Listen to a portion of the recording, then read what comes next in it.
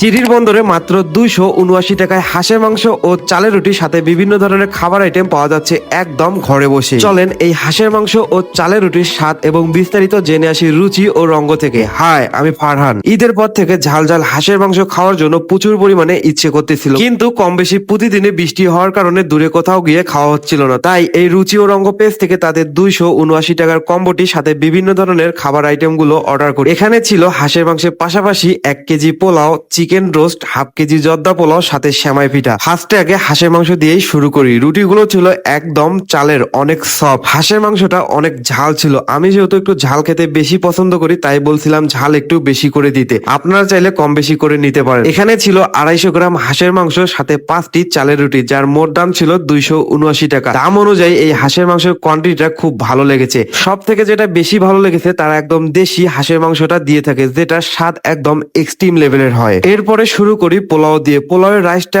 অনেক সুন্দর ছিল, কোনো তেল তেল ভাব ছিল না, সাথে রোস্ট ছিল। এটার দাম নিয়েছিল মাত্র 110 টাকা। আর 1 কেজি পোলাওয়ের দাম ছিল মাত্র 100 টাকা। আমি পুরো ফ্যামিলির জন্য নিয়েছি, তাই 1 কেজি পোলাও নিয়েছিলাম। রোস্টের ভিতরে মশলাগুলো একদম সুন্দর করে ঢুকেছে, যার কারণে খেতে বেশ ভালোই লাগছিল।